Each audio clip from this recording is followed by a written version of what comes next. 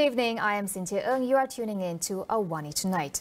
The Employees Provident Fund, EPF, has refuted speculations of a cash crunch crisis building up in the retirement fund.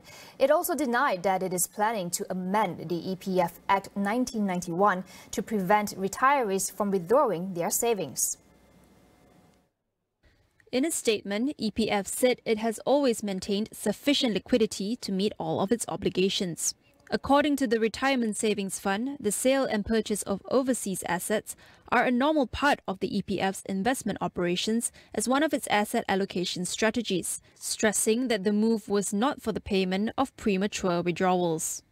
The EPF issued the statement to refute speculation circulating on WhatsApp, which referred to an article titled "Bank Negara Says Malaysians Could Run Out of Savings 19 Years Too Soon," published by an international daily on April 7th. It clarifies that what Bank Negara has highlighted is the dire situation of pensioners even before the pandemic due to structural issues such as low wages. According to the central bank, the median savings for the 51 to 55 age group would have only lasted 5 years upon withdrawal at 55, and that has dropped to around 3 years after the pandemic-related withdrawals. There was no evidence that sabotage, fire, or an explosion caused a plane crash that killed 11 people in 1976 in Sabah, including then Chief Minister Tuan Fuad Stephens. This is according to a 20-page double-six crash report completed in 1977, which was made public by the Transport Ministry today. The report said the aircraft had been maintained according to schedule and was loaded within the set weight limit. There were no signs of any pre-crash defect or malfunction on the aircraft or its engines, and the plane's communication equipment had no impact on the incident. However, the report noted that the plane's center of gravity position was well outside the approved AFT limit. It added that operating procedures carried out by the aircraft company's pilots were not of a professional standard. It also said it was possible that the pilot was unwell, as he had complained of feeling under the weather before leaving for the last flight to Labuan. The pilot of the plane had exceeded the set duty time of 10 hours by 67 minutes when the incident occurred. The government has set up a website to disseminate information and facts on the legal ongoing dispute filed by the Sulu claimants against Malaysia. This was in a bid to counter disinformation in the local and international media. According to Law and Institutional Reform Minister Dato Sri Azalina Othman Said, the website provides information from verified sources, including historical documents, court proceedings, claimants' attempts, related articles and government measures. The website, which will act as an official platform to disseminate the latest developments in the ongoing dispute, is available in 5 languages: English, Bahasa Malaysia, French, Spanish and Tagalog. Azalina again called into question the legitimacy of the purported Sulu claimants, saying it is still undetermined if the group were true descendants of Sultan Jamalul Kiram II. She added that the Sulu claim against Malaysia also ignored the will of the people of Sabah to join Malaysia in 1963. In February last year, a Spanish arbitrator ordered Malaysia to pay a compensation of $14.92 billion to the so-called heirs of the Sultan of Sulu. The Printing, Presses and Publications Act 1984 and the Sedition Act are still needed to ensure public peace and should not be abolished soon. Home Minister Dato Sri Saifuddin Nasution Ismail said his ministry would conduct studies on all laws from time to time to review its relevancy. In a written reply in the Dewan Negara, he confirmed that the latest study on the acts found that they were still relevant in preserving public security and peace in current times. Previously, Deputy Law and Institutional Reform Minister Dato Sri Ramkapal Singh said Putrajaya had no plans to abolish the Sedition Act for now, but would look into it further down the pipeline. Last year, Pakatan Harapan pledged as part of its manifesto to review and repeal draconian laws that could restrict free speech, such as the Sedition Act, the Communications and Multimedia Act and PPPA. The government has recorded up to 11 billion ringgit in unclaimed money from 1977 to March this year. Deputy Finance Minister Datuk Sri Ahmad Maslan said the government had received a total of 14.1 billion ringgit from various companies during this period. Of the total amount, about 3.2 billion ringgit had been refunded to their rightful owners.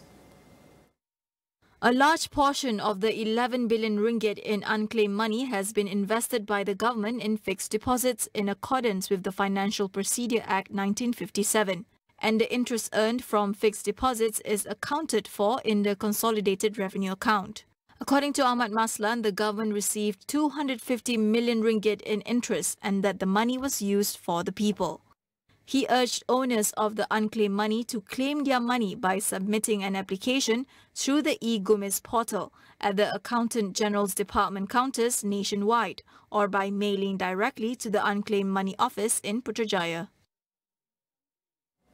The Duta Ulu Klang Expressway, or Duke, is the latest highway to implement the open toll payment system come September.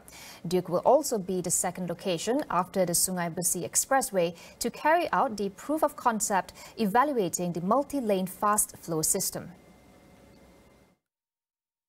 According to Works Minister Datuk Sri Alexander Nantalingi, the open toll payment system is an initial preparation for the transition towards the multi-lane fast flow system before it is fully implemented on all highways in phases by the third quarter of 2024. Alexander said the government is on track in its preparations and will ensure that all plans can be successfully implemented. Duke is the 12th highway in the country to implement the open toll payment system. We'll go for a quick break. Stay tuned for more.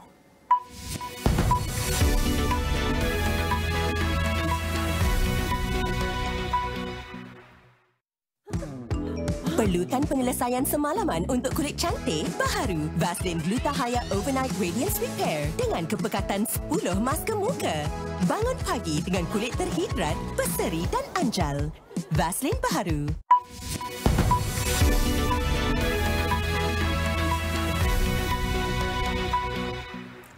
The government plans to set up a National Cybersecurity Commission and amend laws on personal data protection to tackle scammers and cyber attacks.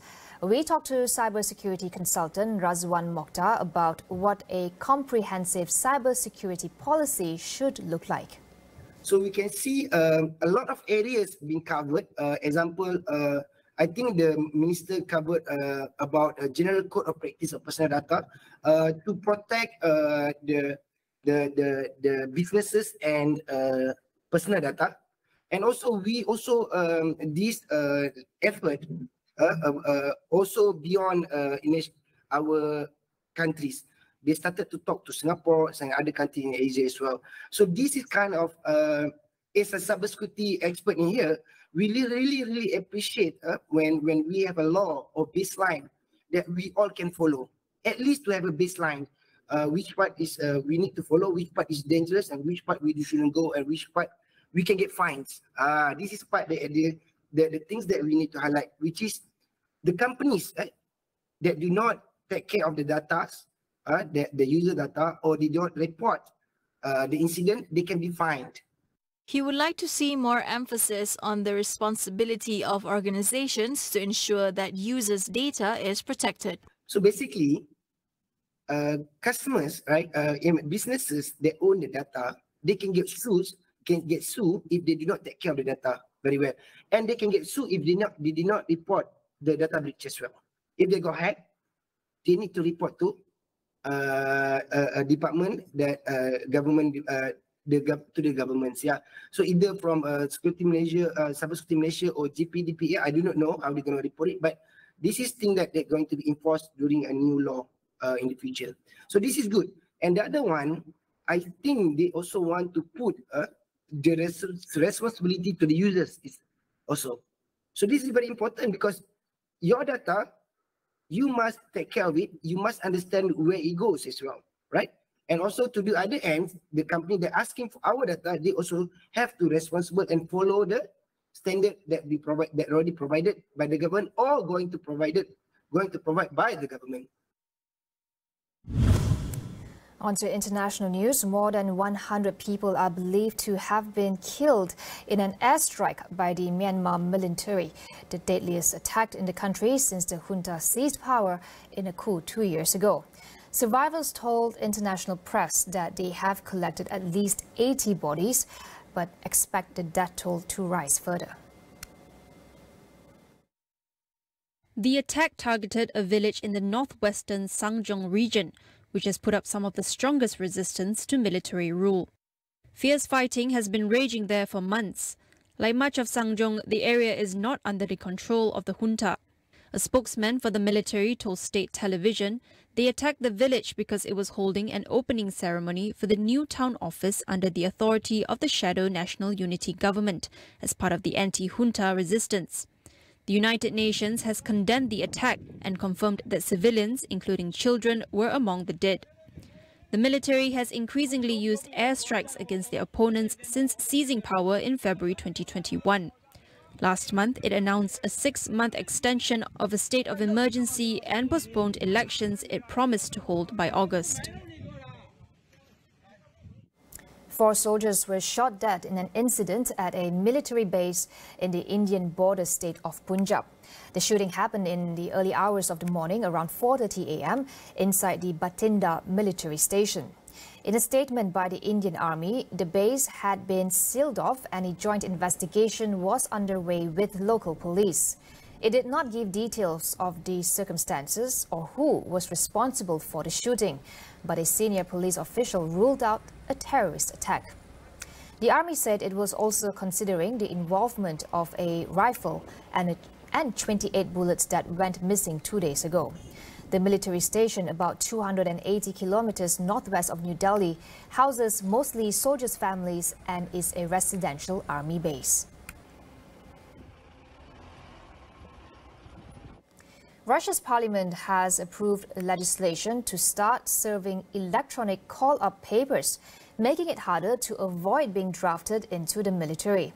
The Kremlin, however, has denied that the move is aimed at speeding up further mobilization of Russian men in the war in Ukraine.